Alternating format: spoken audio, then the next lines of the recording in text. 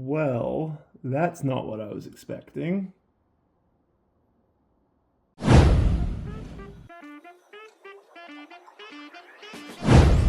And we are back! Thanks for coming to watch the second video on this Polaris Sportsman 400 HO. We're picking right back up where we left off, getting this front differential removed. First step is removing the prop shaft.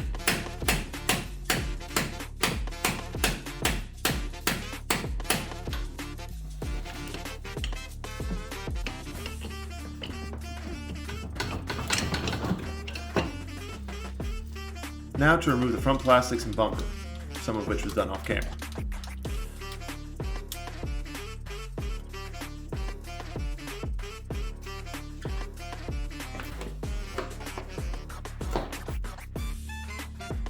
I dropped the A-arms from the ball joints also off camera, and then as you can see, I removed the axles from the differential. Last thing to do was take the differential out of the frame.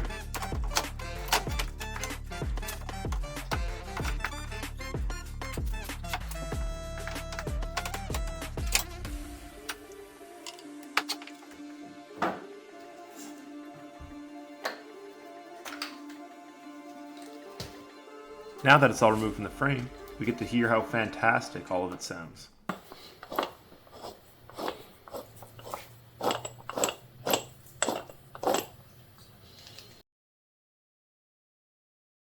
I can only imagine how this looks on the inside, so let's pop this cover off. There are just 5 bolts holding it on.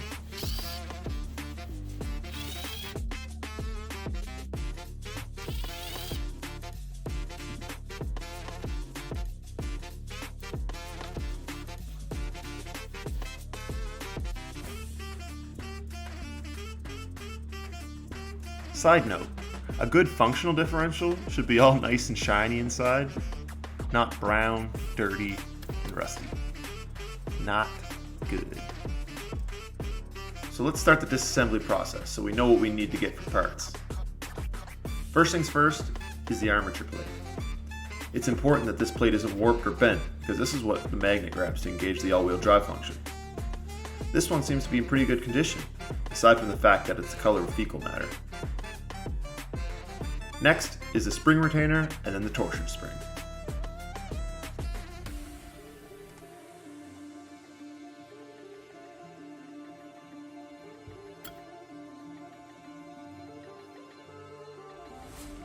Next thing to go is the ring gear. The roll cage assembly gets removed with it as well, so we'll separate the two and inspect them. The ring gear looks fine, there's no broken teeth or chips anywhere. The roll cage assembly on the other hand, these rollers are supposed to fall out when they're not supported. They are insanely rusty and dirty to the point where they no longer roll. So we'll add the first item to our parts needed list. Hopefully this list doesn't get too long. Now it's time to take a look at the pinion gear and everything that's under that cover. Just 3 bolts holding that on, along with a bit of a snug fit.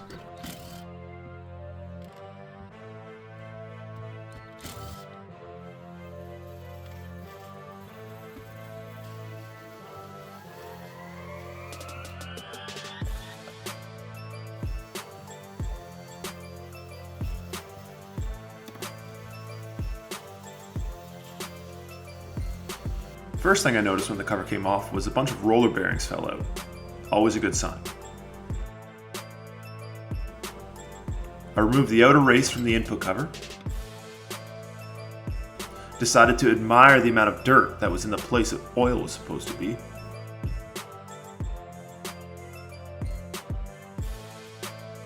And then removed the snap ring from the assembly.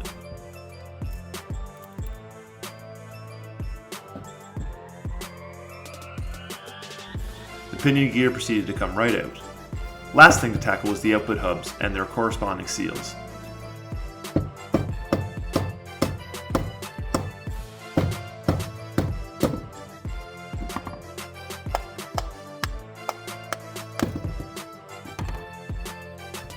Those bearings were obviously in fantastic shape,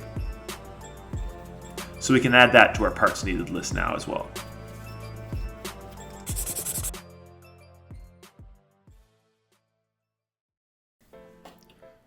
So now it's time to clean up the parts and see if there are any details you missed on the first look. For the heavier rusted metal parts, I opted to try rust remover.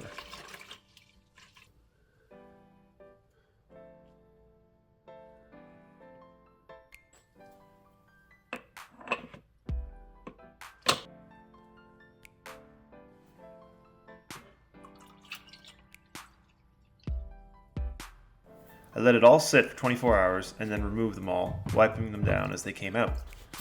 They actually cleaned up really nice, except for one part, which I will get to in a bit.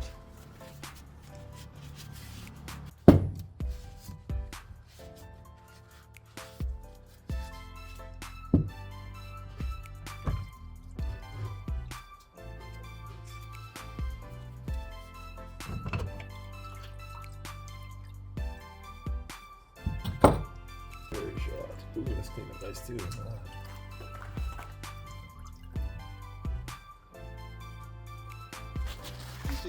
I also cleaned up some of the cases and other smaller parts that weren't in the rust remover, and they cleaned up pretty good as well. And now teardown and cleaning are done, it is time for our reassembly process. That was started off by removing the old pinion gear bushing from the case and installing a new one.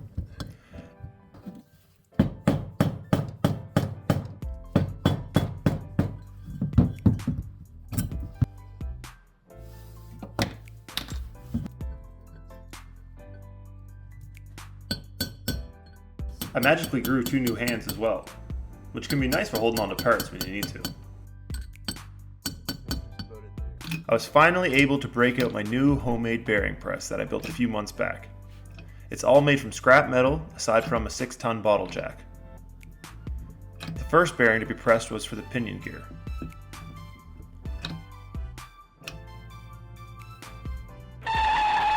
I am very aware of the wear and pitting on the pinion shaft. I have since replaced it with a new one, and all is functioning as it should. We'll just have to add that to the parts list now as well.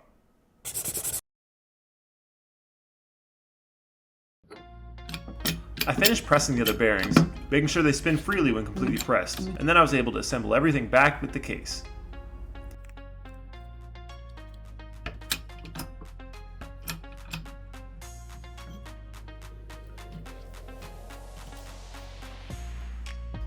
I started with the pinion first, making sure it was perfectly seated, and then added the larger snap ring back in.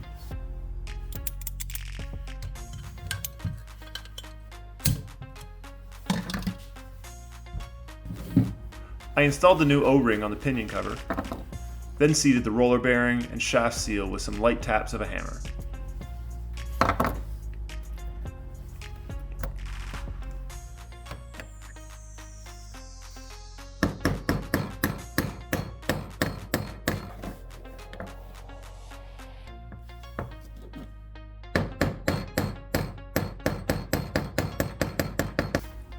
It was now time to reinstall the cover to the case. It slid on without any issues and bolted right back up.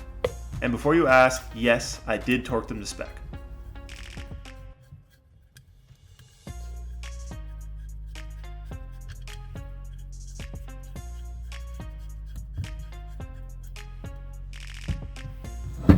After adding a little bit of oil to the mix, everything was spinning freely. The first output hub went into place with no issues.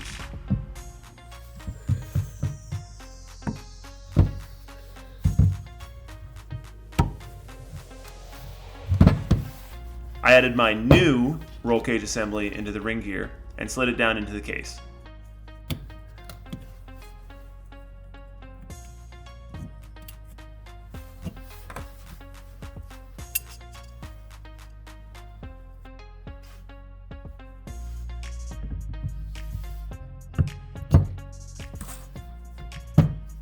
I used the second output hub to help press it down.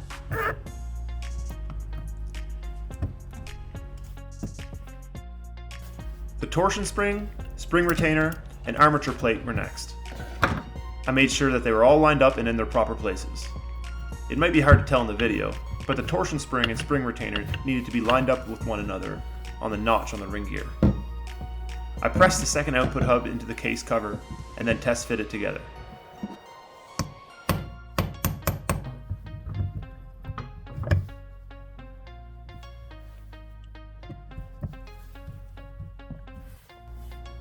Last thing to do was to add the seals.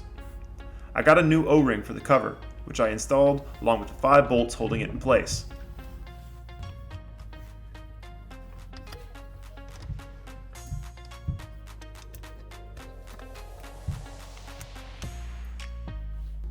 Then I installed the outer hub seals using a flat edge to make sure they were seated level.